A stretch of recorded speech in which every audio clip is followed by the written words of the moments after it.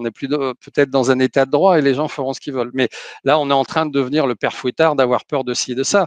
Donc, on arrête la paranoïa et on commence à dire, on y va gentiment, on va faire chaque chose à la suite. Il y a un moment donné, on va anonymiser un peu plus la June de façon à ce que ceux qui veulent complètement anonymes le soient.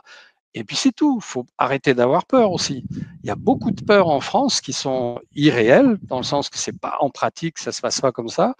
Je pourrais parler même de nos expériences des 8 dernières années avec le fisc. C'était rigolo, quoi. Franchement, on a rigolé. Je pourrais vous expliquer pourquoi. Donc, arrêtons d'avoir peur, les gars. Bonjour tout le monde, bienvenue sur Nexus et aujourd'hui un entretien passionnant avec quelqu'un qui propose des solutions pour aider les citoyens en général. Beaucoup de personnes n'ont plus confiance dans les banques, surtout depuis la crise de 2008, ça fait pratiquement 20 ans, mais on continue pourtant à placer notre argent dans les banques. Alors comment sortir de cela? On est avec un des fondateurs des mouvements qui ont fait émerger la June. Vous connaissez probablement cette monnaie numérique qui permet, monnaie numérique oui, mais qui permet d'échanger en dehors des circuits économiques. Alors, quel est le bon terme? Gouvernementaux, voilà, institutionnels. Bancaire, en dehors des systèmes bancaires. On va en parler avec notre invité qui est avec nous, Yann Beauvois. Nous, à Nexus, on est encore assez novices dans ces nouvelles économies. Donc, on va pouvoir essayer de... On va se poser, on va écouter. On en a reçu, on vous renvoie vers d'autres entretiens avec Voynich, qui était plus sur la Monero, la monnaie Monero. Il y a beaucoup de choses à discuter, notamment aussi son collectif des Econolib, dont il est le créateur. Voilà. Bonjour Yann Beauvois, et que permet la June? Quels sont tous les tenants et aboutissants aujourd'hui? Alors, bonjour Romain, merci de me recevoir dans cette émission et je suis très heureux effectivement de pouvoir vous présenter la June, donc la première devise de monnaie libre. C'est donc une monnaie numérique ou une crypto-monnaie qui est basée sur une blockchain, mais elle est très différente de ce qu'on a l'habitude de voir depuis l'apogée ou comment dire, le fait d'être du Bitcoin qui est devenu célèbre à partir de 2013. La June est vraiment très différente. Voilà, donc je pourrais donner un petit peu plus de détails. Donc, juste un petit historique. En 2010, Stéphane Laborde, un Français, donc parce que la monnaie libre et la devise June, c'est vraiment franco-français à l'origine. Et donc 2010, publication d'une théorie mathématique qui s'appelle la théorie relative de la monnaie, Stéphane Laborde. Et 2017, après quelques années de travail informatique, on a lancé la version 1 du logiciel d'Unitaire, qui est le nom que nous avons donné à notre logiciel. Il y a, par exemple, pour le Bitcoin, vous avez le logiciel Bitcoin, qui est aussi le nom de la monnaie, le Bitcoin. Mais nous, on n'a pas voulu donc donner les mêmes noms. Donc, le logiciel s'appelle d'Unitaire, il gère la blockchain. Et la monnaie s'appelle la June et elle est symbolisée comme un symbole monétaire. Par exemple, l'euro, c'est un E avec 2 barres dedans. Le dollar américain, c'est un S avec 2 barres dedans. Nous, c'est un G avec une petite brève, une demi-lune au-dessus et le chiffre 1 quand on l'écrit au clavier ou un point en dessous le G quand on le symbolise, qui est donc le symbole monétaire de la June. Voilà, qui s'écrit J-U-N-E, c'est un prénom féminin. C'est cette nouvelle monnaie crypto-monnaie et monnaie numérique. Et qui est une monnaie, comment dire, pour la simplifier, qui est comme des espèces. On l'utilise vraiment dans la vie de tous les jours, contrairement à d'autres crypto-monnaies qui sont plutôt des placements et des réserves monétaires. Là, c'est vraiment plutôt une monnaie utilisable tous les jours. Et donc, voilà, il y a plein de choses à dire là-dessus. Et donc, alors, comment est-ce que ça fonctionne comment est-ce que ça fonctionne comme un troc finalement pour que les gens puissent avoir des échanges hors des circuits bancaires, comme vous disiez? Voilà. Alors, c'est pas un troc techniquement, parce que le troc, c'est un bien contre un bien, un service contre un service directement. Tandis que le fait d'avoir une monnaie, ça veut dire qu'on a un intermédiaire, c'est-à-dire qu'on a un moyen d'échange, un troisième élément qui vient dans l'échange entre les deux parties, c'est le fait d'avoir une monnaie. Alors que le troc, il n'y a que les deux parties qui échangent directement leurs biens ou leurs services. Et ça pose beaucoup de problèmes. On ne va pas rentrer dans l'explication historique ou mathématique des problèmes du troc, mais c'est pour ça qu'on a inventé la monnaie à l'origine. Il ne faut pas acheter le bébé avec l'eau du bain. La monnaie n'est pas diabolique en elle-même, c'est plutôt quel type de monnaie et qui contrôle la monnaie, comment est créée la monnaie, qui est le point sensible. Et voilà, donc il y a le point avec le monde des banquiers, c'est que c'est eux qui contrôlent cette monnaie. Nous, on n'a vraiment pas de contrôle, même en fin de compte, si vous réfléchissez, on le sait très bien, on l'a déjà vu ces dernières années, nos comptes en banque, on les contrôle pas vraiment, hein, c'est pas du tout, même, c'est eux qui contrôlent tout, et c'est leur monnaie. C'est eux qui décident de plein de choses, nous on décide rien du tout. Et donc, dans la théorie relative de la monnaie, à l'origine, Stéphane Laborde, il a cherché un moyen en se disant, mathématiquement, comment ça va marcher? Comment peut-on faire une monnaie du peuple qui soit un instrument neutre, c'est-à-dire qui ne soit pas un dépipé et qui fait toujours gagner la banque, entre guillemets, ou le casino, mais qui soit un truc complètement universel et complètement neutre et que tout le monde peut l'avoir dans les mains et personne n'est favorisé par rapport à une autre personne avec ce moyen d'échange, qui est donc cette monnaie. Et voilà, c'est l'origine de la réflexion pourquoi il nous fallait quelque chose du peuple, par le peuple, pour le peuple. Voilà. Alors comment donc ça existe depuis une dizaine d'années, je crois, la June. Depuis Comment est-ce que 2017, c'est exactement le 8 mars 2017 à 16h42 quand on a appuyé sur le bouton Entrée pour l'envoyer sur Internet. Voilà.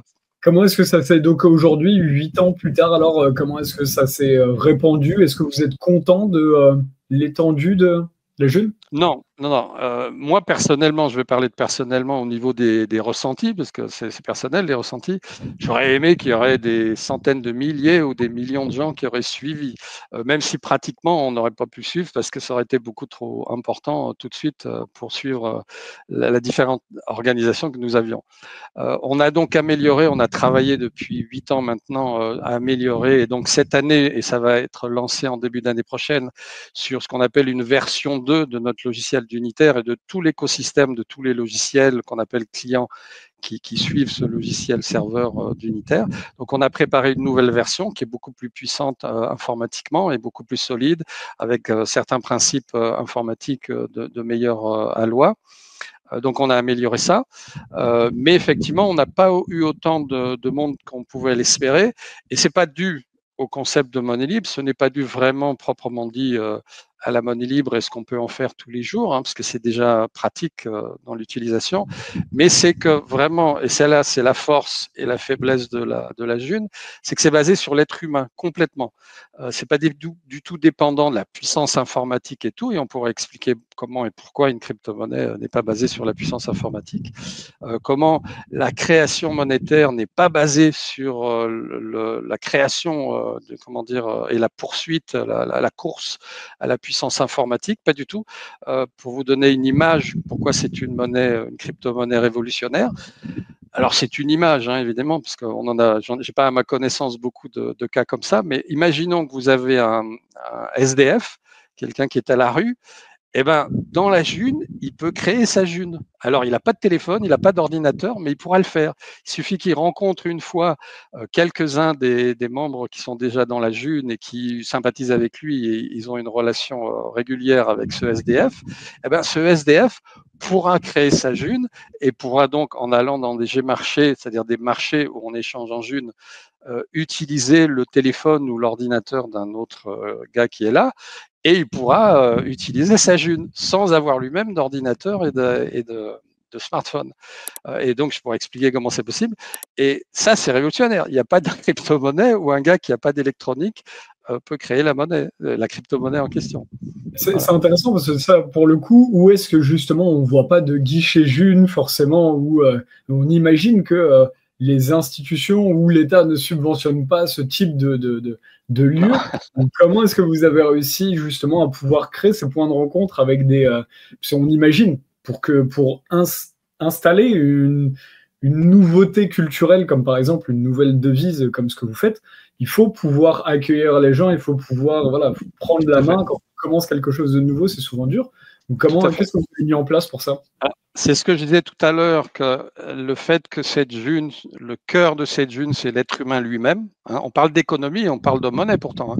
Mais dans le conceptuel, dans la construction informatique, des logiciels, etc., c'est vraiment basé sur l'être humain. Et on pourrait expliquer qu'est-ce qu'il raconte.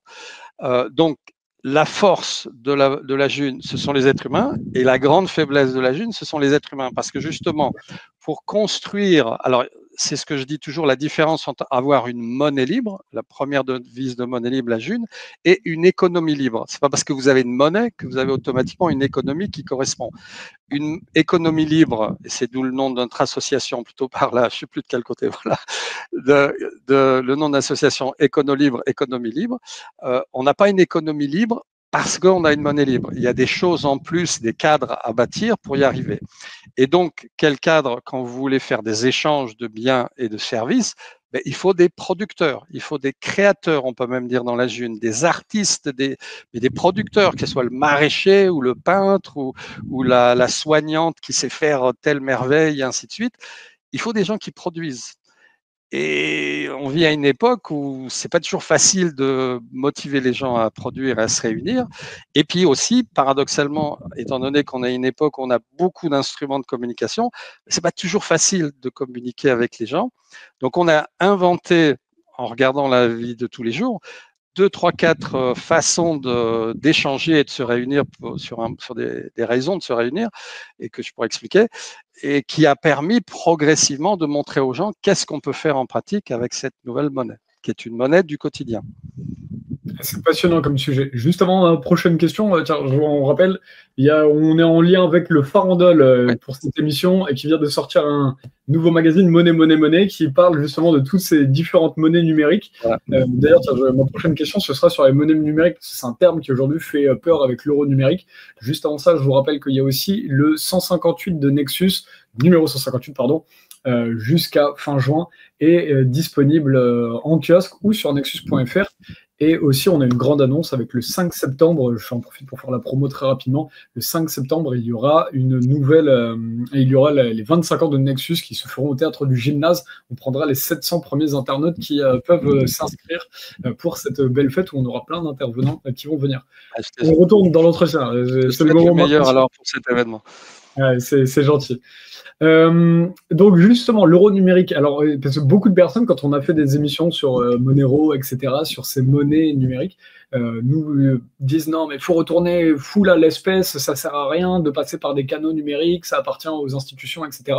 Vous, quand vous entendez ça sur l'euro numérique, ou qu'est-ce que vous voulez répondre à ces personnes? Alors, c'est souvent des ressentis et un problème de compréhension pratique. De quoi est-ce qu'on parle en pratique? Il est certain, quand on va parler de l'euro numérique qui veut être contrôlé et produit par la Banque centrale de l'UE, cette chose qui se fait appeler Europe, mais en fin de compte, c'est pas l'Europe, c'est une institution, j'allais dire privée, quand ils ne sont même pas élus, ceux qui dirigent. Donc ça, effectivement, mais on va faire un rapprochement avec le logiciel libre, parce que même à notre époque, après 35 ans de logiciel libre, il y a beaucoup de gens qui ne sont pas au courant de la chose. Vous avez ce qu'on appelle les logiciels privateurs et les logiciels libres. C'est-à-dire les logiciels libres, on peut regarder dans le code, on peut le réutiliser, on peut le partager, ainsi de suite. Les logiciels privateurs, comme par exemple le plus célèbre, c'est Microsoft avec son Windows, ben vous ne pouvez rien savoir, ce qu'il y a à l'intérieur, etc. C'est complètement contrôlé. Donc, d'un côté, vous avez du numérique informatique qui est dangereux parce qu'ils vous contrôlent, vous ne savez pas ce qu'ils font. Les États travaillent avec eux en essayant de mettre des portes dérobées derrière pour contrôler vos données et vous surveiller. Mais en même temps, la même informatique, quand c'est du logiciel libre, quand c'est donc tout le monde peut y participer et tout, c'est très puissant. On peut même se libérer de l'autre type de logiciel et de l'autre type de surveillance grâce à cette informatique libre et ainsi de suite. Maintenant, dans la monnaie, c'est la même chose. Avec la June et la monnaie libre, il y a des gens qui ont peur, effectivement, c'est une peur, réelle, ça risque d'arriver, de supprimer les espèces, de nous contrôler, etc. Oui, mais ce qu'il faut comprendre et ce qu'ils ne réfléchissent pas, c'est que si eux peuvent faire des choses comme ça, ben nous, on peut le faire aussi avec l'informatique. Et donc la June, c'est exactement ça. Nous avons fait notre propre monnaie, on est complètement indépendants, ils ne peuvent pas nous arrêter. Hein, et le Bitcoin et les autres crypto-monnaies sont une démonstration qu'on ne les arrête pas. On pourrait rentrer dans les détails techniques pourquoi et comment. Et donc nous avons notre monnaie du quotidien, qui supprime tout. On s'en fout, nous. Ils ne peuvent pas geler nos comptes June. Ils ne peuvent pas prendre nos comptes June. Ils ne peuvent pas pratiquement nous empêcher d'utiliser de la June.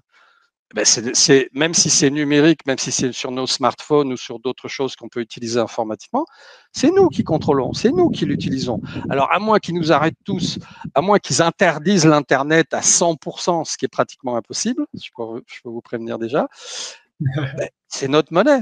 Ils ne peuvent pas nous en empêcher. Donc, arrêtez l'espèce, faites une monnaie sans… Alors, je n'ai pas dit qu'il faut arrêter l'espèce et qu'il faut vraiment faire, mais s'ils décident de le faire, ben nous, dans le monde de la June, on rigole parce que on continuera à utiliser notre June. Vous ne pouvez rien faire contre. C'est aussi simple que ça. Hein. Et pourquoi c'est plus intéressant, par exemple, d'être sur un smartphone avec un petit logiciel?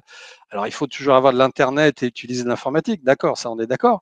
Mais on a essayé, nous, par exemple, et on le fait de temps en temps, d'imprimer des billets et puis d'imprimer même des petites pièces en bois et tout. On l'a fait.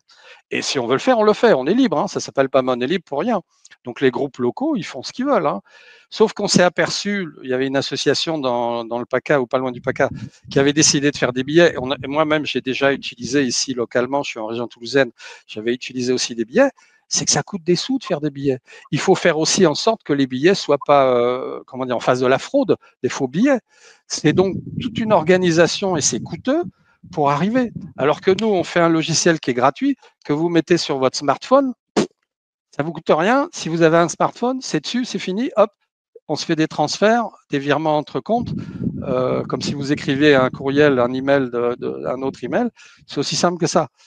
Et ça coûte presque rien, quoi. Donc c'est aussi l'avantage du numérique, il faut s'en rendre compte. Et si eux, ils peuvent faire ça, nous, on peut le faire aussi. C'est pas compliqué. Et donc on a déjà 25 ans d'avance. On est déjà en train de mettre en place une parade à toutes les peurs, à tous les trucs qu'ils veulent nous faire pour nous surveiller et nous contrôler. On est déjà en dehors des clous. Donc allez-y les gars, fatiguez-vous si vous voulez. Hein.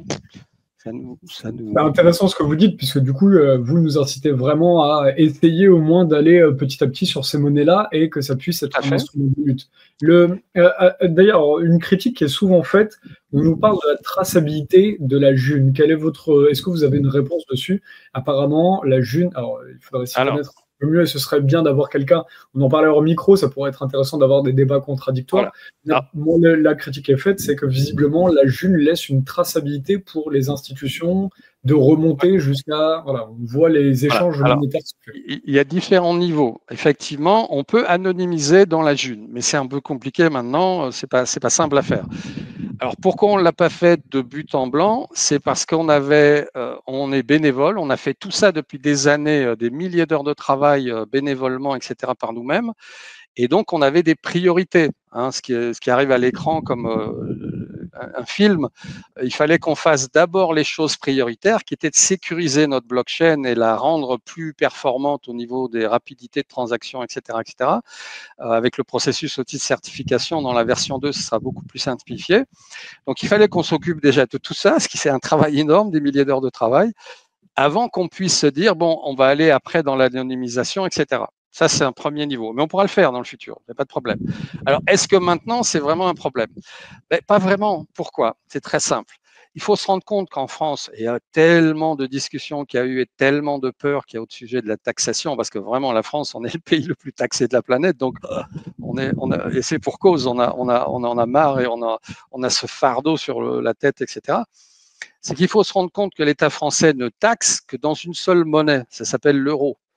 Et c'est très précis. Hein. Même quand il y a maintenant la flat tax sur les crypto-monnaies, c'est sur la plus-value en euros d'acheter et de vendre votre crypto-monnaie en euros. Et si vous faites une plus-value, c'est-à-dire vous allez taxer 30% sur la plus-value. Si vous avez acheté 1000 euros de crypto-monnaie, puis après vous revendez les crypto-monnaies et vous faites 1100 euros, mais la plus-value, c'est 100 euros. Donc vous aurez 30% là-dessus, vous aurez une taxe de 30 euros sur les 1100 euros que vous allez échanger. Un des trucs qui est génial avec la June, c'est que vous n'avez pas besoin de l'acheter. Vous pouvez l'acheter si vous voulez, hein, pour que vous voulez aller plus vite, mais vous n'avez pas besoin de l'acheter. C'est très facile d'avoir de la June, même sans l'acheter, en euros, je veux dire. Donc, à la fin, ils vont savoir ce qu'on a fait, mais qu'est-ce qu'ils vont en faire? Qu'est-ce qu'ils vont en faire? Ils pourront, à moins qu'ils soient, menteurs et qu'ils donc, mais on peut aller au tribunal pour les confronter. S'ils nous disent, vous avez fait une plus-value, etc., il faudra qu'ils le prouvent. Comment ils vont décider? Même le taux entre la June et l'euro, il n'existe pas. Il n'y a pas de taux. C'est une nouvelle monnaie, il n'y a pas de taux. Alors, ils peuvent décider ce qu'ils veulent, mais c'est complètement illégal. Hein, c'est pas comme ça qu'on décide des taux monétaires d'échange entre les monnaies. C'est pas un État qui décide comme ça, la France qui décide qu'est-ce qui sera le taux. Donc, bon, vous me direz, on est plus peut-être dans un état de droit et les gens feront ce qu'ils veulent. Mais là, on est en train de devenir le père Fouettard, d'avoir peur de ci et de ça. Donc, on arrête la paranoïa et on commence à dire, on y va gentiment, on va faire chaque chose à la suite. Il y a un moment donné, on va anonymiser un peu plus la June de façon à ce que ceux qui veulent complètement anonyme le soient. Et puis c'est tout, il faut arrêter d'avoir peur aussi. Il y a beaucoup de peurs en France qui sont irréelles, dans le sens que c'est pas en pratique, ça se passe pas comme ça. Je pourrais parler même de nos expériences des 8 dernières années avec le fisc. C'était rigolo, quoi. Franchement, on a rigolé. Je pourrais vous expliquer pourquoi. Donc, arrêtons d'avoir peur, les gars. On y va gentiment et on va y arriver, c'est tout. C'est passionnant ce que vous dites, parce qu'effectivement, beaucoup de personnes qui sont actives dans des collectifs comme vous le faites disent la même chose. Effectivement, les gens qui reçoivent l'information vont avoir beaucoup de peur. C'est surtout ceux qui ne sont pas actifs dans les collectifs qui ont peur. Les gens comme vous qui agissez disent agissez, c'est l'être humain, au moins on tente, ça marche, il y a toujours quelque chose qui émerge. Par contre, quand on a peur, comme on ne fait pas, là, c'est sûr qu'il n'y a rien qui bouge. Est-ce que là, par exemple, si on arrivait dans un cas de figure où il y avait la June, des gens qui partent sur Monero, des gens qui partent sur une autre, les bitcoins, ou je ne sais pas quelle autre monnaie comme ça, est-ce que s'il y avait cette dispersion, ça pourrait être compliqué, ou est-ce c'est mieux souhaitable aussi pour sortir des banques? Déjà, par principe de la théorie relative de la monnaie, l'axiome numéro 1, le principe axiomatique numéro 1, c'est quand on fait des échanges, les individus ou les individus, parce que les personnes morales, ça n'existe pas, il y a toujours des individus physiques derrière, choisissent dans quel moyen d'échange ils échangent, dans quelle monnaie ils échangent. Donc, c'est ça un des paradoxes de la monnaie libre, c'est qu'on ne peut pas obliger les gens à le faire en monnaie libre parce que c'est contraire au principe fondamental, à un des principes fondamentaux de la monnaie libre, qui est le libre choix du moyen d'échange. Donc déjà, je suis pour moi-même un vieux principe bien français de la campagne, si on ne met pas tous ses œufs dans le même panier. Et ce qu'il faut comprendre aussi, c'est que les monnaies ont des effets différents types de monnaies, différents effets. Et donc, s'il y a des buts différents, on va utiliser différents types de monnaies. Il y a des monnaies, vous allez les utiliser pour faire du placement, en sachant que ça peut être risqué, comme quand on va à la bourse, etc. Il y a d'autres monnaies, vous allez l'utiliser pour faire autre chose. Et donc, la June, par exemple, vous pouvez placer votre monnaie. Je dirais que si c'est par exemple sur 8 ans, vous pouvez effectivement décider de le faire en June parce que sur 8 ans, c'est un placement très rentable, du moins rentable dans le sens que je veux dire, c'est une monnaie qui a un taux d'augmentation, un graphe qui est constant. On sait exactement d'avance qu'est-ce que la June va donner. Donc, vous pouvez prévoir des choses. Moi, je donne 8 ans, mais je ne veux pas vous expliquer pourquoi, parce qu'après, je trouve que c'est rien. C'est inutile de la placer plus longtemps, c'est parce que la June, c'est une monnaie du quotidien. C'est fait pour bouger l'économie, pour faire les échanges entre les individus et satisfaire nos besoins. On a besoin de manger, on a besoin de se chauffer, on a besoin de se nourrir, de s'habiller, etc., etc. On a besoin de se soigner. La June est parfaite pour faire toutes ces choses-là. C'est une monnaie du quotidien et elle est prête tout de suite à être utilisée. Passionnant comme réponse. Et c'est intéressant ce que vous dites sur, effectivement, comme on disait dans le passé, de ne pas mettre tous ses œufs dans le même panier. Donc, ça peut être intéressant d'avoir un petit peu d'épargne, par exemple, dans ces monnaies-là, un petit peu d'épargne dans ces monnaies-là. Et il faudra qu'on reparle de l'aspect pratique, justement, de quel argent. Parce qu'en fait, on aura toujours. On peut en parler maintenant. Est-ce qu'on aura toujours besoin d'avoir un peu d'argent dans les banques traditionnelles, vu que, par exemple, pour avoir un salaire, il faut qu'il y ait un IBAN qui aille directement auprès de la banque. Voilà. Et comment est-ce qu'aujourd'hui, parce qu'on ne peut pas être payé, notre salaire ne peut pas être payé en June, la première étape qu'il faut pour réfléchir à ce sujet-là, c'est de se rendre compte que dans l'économie, on fait donc des échanges, service à service, bien ou bien service, etc. Ce sont des échanges, l'économie, entre les individus, entre les êtres humains. Donc la question qu'il faut se poser pour savoir quel type de monnaie, etc., c'est simplement de savoir qu'est-ce que vous avez besoin et qui c'est qui produit ce besoin. Et celui qui produit ce besoin, dans quelle monnaie il le fait? Et vous avez la réponse à votre question. S'il le fait en euros, vous allez avoir besoin. S'il le fait en dollars, vous allez avoir besoin de dollars. S'il le fait en bitcoin, vous aurez besoin de bitcoin, et ainsi de suite. Et s'il le fait en June, vous aurez besoin de June. Il faut savoir dans quelle monnaie la personne qui produit ce dont vous avez besoin ou le service qu'elle fait, dans quelle monnaie elle le fait. elle veut le faire. Et donc, vous savez dans quelle monnaie vous avez besoin. Ça, c'est aussi simple que ça. Okay, alors donc, en pratique, il est évident que nous, par exemple en France, on ne peut pas faire à 100% en June maintenant, parce que comment je paye mon loyer, mon électricité et tout ça, ça ne marche pas. L'autre aussi, c'est de se rendre compte, pas simplement de quelle monnaie la partie adverse, du moins la partie qui produit le besoin dans la chose dont vous avez besoin, c'est le cadre étatique ou juridique. Par exemple, quand on parle de salaire, c'est pas vraiment un problème de monnaie, les salaires. C'est pas de savoir dans quelle monnaie elle est faite. C'est quel est le cadre juridique et donc étatique qui régisse les salariés, les salaires en France, ou les indépendants, ou les machins, et ainsi de suite. C'est plutôt ça. Il y a une caisse de retraite. Est-ce que la caisse de retraite va accepter de la june? Est-ce que la caisse de CPAM va accepter de la june? Voilà, ça c'est toujours celui à qui vous allez devoir payer, que ce soit quelqu'un qui vous offre un besoin ou que ce soit un impôt, etc., dans quelle monnaie il vous demande de le faire. Et ça, c'est la réponse à vos questions. Ben, voilà, si c'est dans l'euro, ben, on va être obligé encore de le faire en euros. Donc, d'où l'importance au niveau individuel et petites et moyennes entreprises. La june, c'est vraiment la monnaie des TPME. Hein. Vous êtes en train de vous faire, et je ne vais pas dire le mot, par les méga machins et par les grosses structures de l'Union européenne, la june, c'est la sortie. En tout cas, c'est une porte, c'est une bouée pour se maintenir. Okay, ça, c'est commencer à vous en rendre compte. Donc, la question, c'est dans quelle monnaie je dois faire la chose. Et c'est donc l'institution ou le producteur que vous avez en face qui va vous dire dans quelle monnaie il veut le faire. Donc, j'encourage les particuliers et j'encourage les TPME à nous rejoindre, à le faire en june. Parce que vous allez pouvoir proposer des choses en june. Et donc, les individus qui sont vos clients d'habitude et qui n'ont pas assez d'euros pour pouvoir vous acheter des trucs, et vous voyez que votre chiffre d'affaires diminue et tout, ben venez dans la june, les gars. Parce que je vous promets une chose, c'est que les individus, les particuliers qui rentrent dans la june, ils ont des pépettes. Ils ont des pépettes. Ça, c'est intéressant. Et du coup, il y a, pour ça, c'est votre site internet, est-ce que c'est celui monnaie? Alors, c'est éconolibre.org pour notre association, mais pour le mouvement de la monnaie libre en général, c'est monnaie-de-6libre.fr. Et à partir de là, il y a aussi un autre site très important que je peux citer qui va être un peu le résumé de tout ça. C'est infojune, I-N-F-O-J-U-N-E, infojune.fr. C'est tout simplement un catalogue en ligne de tous les sites qui parlent de la june. Voilà. Parfait, très intéressant. Bah, d'ailleurs, j'aimerais, si on a encore le temps, c'est passionnant comme entretien. Et d'ailleurs, on invite du coup les personnes à essayer de se rapprocher de ça. On sait que c'est toujours compliqué hein, quand on ne connaît pas, surtout pour quelque chose comme la monnaie. On a Il faut s'informer. On a tellement appris à se conditionner sur les banques pour gérer notre argent. Laissez-vous faire, ça va bien se passer. Donc c'est vrai que c'est intéressant de parler de ça. Dites-nous un petit mot sur Éconolibre. Pour rappel, Éconolibre, pardon. Économie libre, c'est du coup une association de loi 1901 qui encourage. Association loi 1901. Et donc le but, c'est de faire la promotion de la monnaie libre, mais spécifiquement adressée aux petites et moyennes entreprises, aux TPME. Et aux particuliers indépendants, évidemment. Et donc, on essaie donc depuis donc nous, on existe depuis, c'est la 5e année.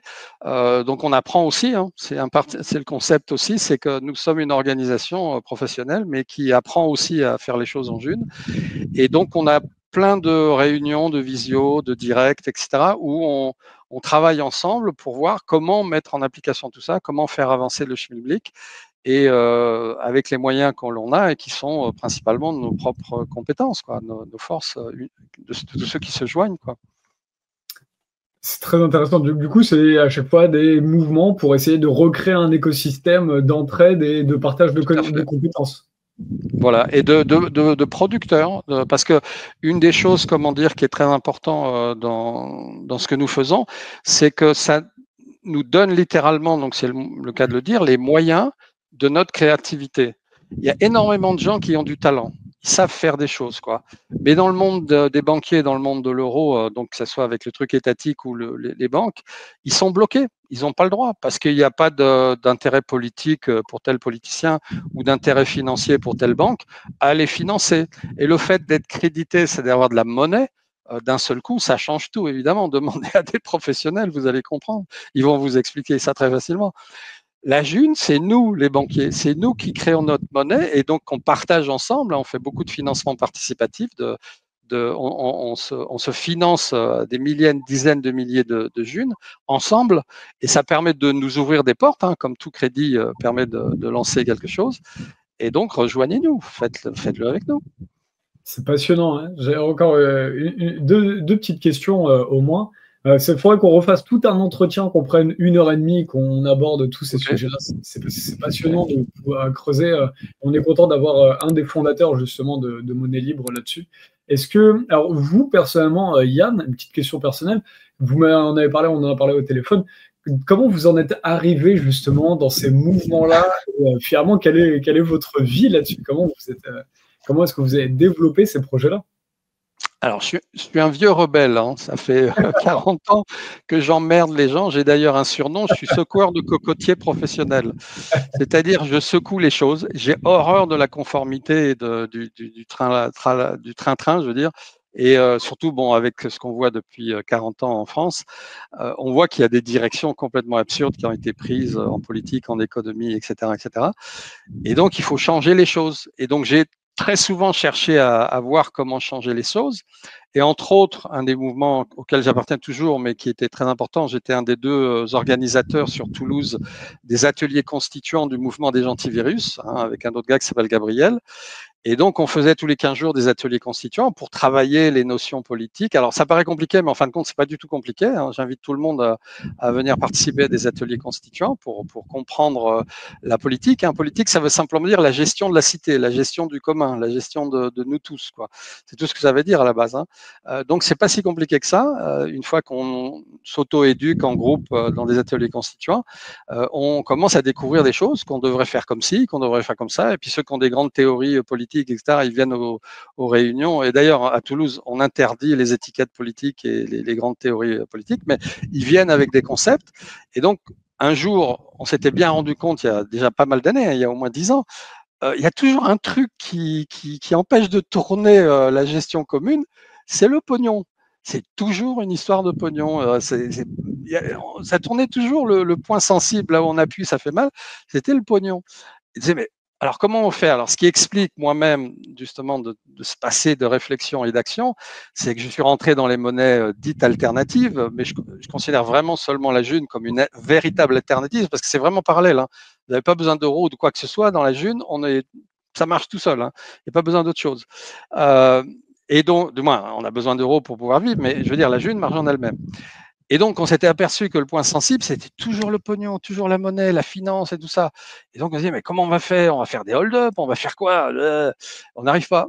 Et donc, après, on dit, on va trouver des monnaies alternatives, il faut lancer des monnaies. Et puis, donc, je suis rentré dans différents concepts. Avant, j'habitais aux États-Unis, je suis revenu. Et donc, j'ai participé à pas mal de choses, hein, depuis 20 ans dans la monnaie.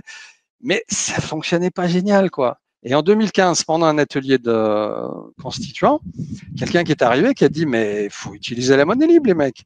J'ai dit, la quoi? Et il nous a expliqué donc la monnaie libre. Et on a dit, alors là, j'ai pas dormi pendant une semaine parce que j'ai travaillé le concept pendant une semaine, j'ai passé pas mal de nuits blanches. Je dis, mais c'est ça que j'attendais depuis si longtemps. Et j'ai dit, voilà, là, ça règle le problème monétaire, ça règle le problème de la finance. Il faut avoir notre propre monnaie, totalement indépendante, totalement basée sur nous-mêmes, les humains, les utilisateurs. Et c'est la June. Et voilà, ça a démarré comme ça. C'est très beau, hein. Vous donnez beaucoup d'impulsions d'action, justement. Et parce qu'il y a beaucoup de personnes aujourd'hui qui voudraient agir, mais je vois beaucoup de blocages en tant que journaliste qui observe dans la société. Je vois beaucoup de blocages. Les gens ont l'étincelle, les gens ont l'envie de faire, mais se disent non, non, pas moi, je ne peux pas agir. Vous, qu'est-ce qui a fait pour, rapidement, on ne pourra pas passer 10 minutes dessus, mais voilà, les fondateurs ou les gens qui sont les pionniers dans quelque chose, c'est généralement parce qu'on est un peu, entre guillemets, des têtes brûlées. Ce qui se passe, et c'est pas condamnable, hein, je vais juste te dire une réalité, c'est que les gens sont conformistes et c'est un trait naturel humain, hein. On est un animal, l'être humain est un animal extrêmement social, hein, à tel point que si vous isolez un être humain dans les cellules d'isolement, machin, c'est une torture parce que vous le rendez complètement fou s'il est tout seul tout le temps. Donc, aller contre le règne collectif et le règne de l'État et tout ça, c'est pas rassurant, quoi. Ça donne des peurs bleues et c'est naturel. Je veux dire, il n'y a pas de condamnation là-dedans, hein. Donc, qu'est-ce qu'il faut faire quand vous entendez parler qu'il y a des alternatives et tout ça? Ben, c'est de rejoindre les groupes locaux.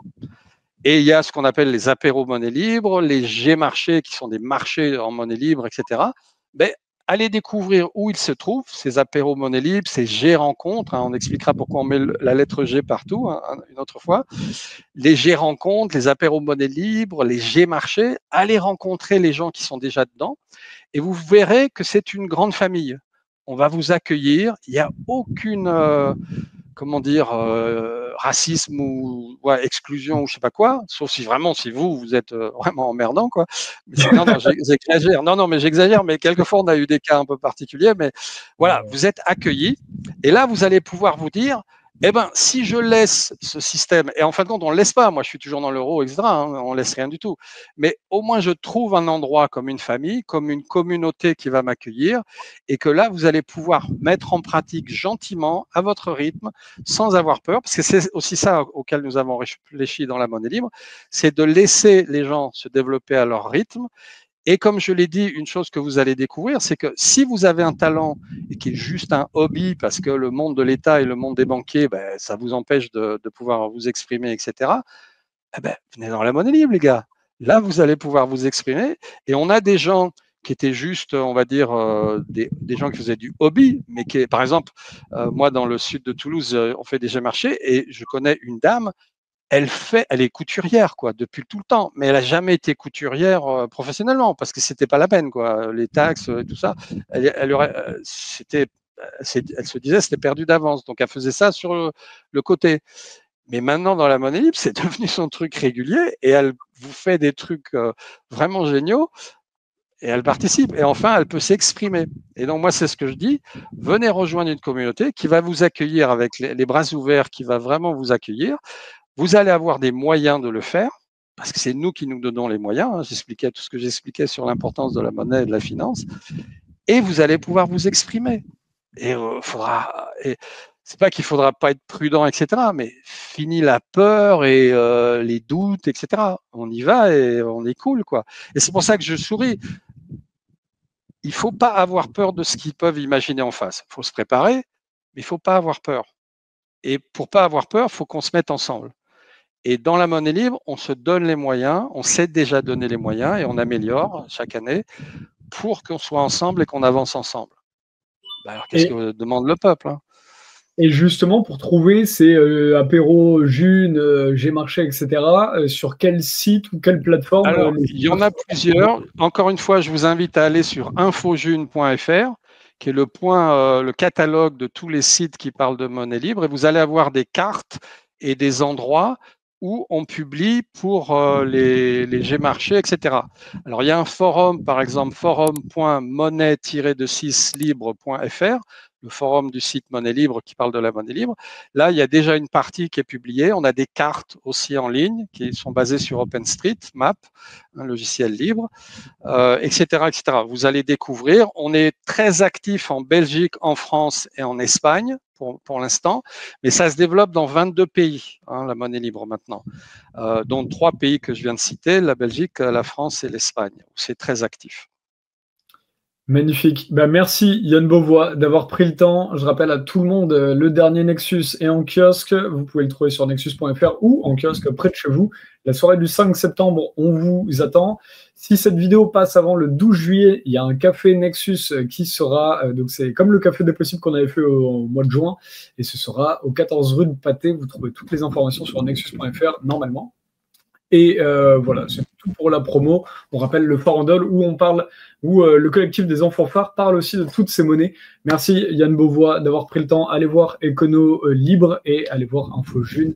Effectivement, ce serait, en tant que journaliste, notre métier, c'est de regarder la société, mais ce serait très intéressant de voir comment deviendrait la tête de la France ou même de l'Espagne. Vous avez dit que ça se développe là-bas. Je ne sais pas si cette émission va passer avant le 11 juillet, mais du 11 au 14 juillet, on a une grande réunion qui s'appelle l'Agora Monnaie Libre 2025, un petit peu à l'ouest de Toulouse, à une ferme qui s'appelle la ferme de la Bousine, qui est une ferme éducative. Et donc, on va recevoir des centaines de junistes et non-junistes aussi pendant ces 4 jours, du 11 au 14 juillet. Et il y aura des ateliers, des concerts, des machins, des G-marchés où on échangera, etc. etc. C'est un bon moyen de Comment ? Ah, c'est passionnant. C'est dans quelle ville? Alors ça c'est Montaigu-sur-Save. Si vous allez, on est beaucoup présent sur Telegram, mais on est sur tous les réseaux sociaux en général, les gens de la monnaie libre.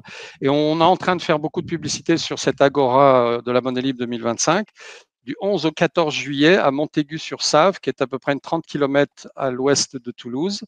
Il y a camping, il y a plein de choses de disponibles pour venir participer, ou si vous pouvez être hébergé autour de Toulouse aussi.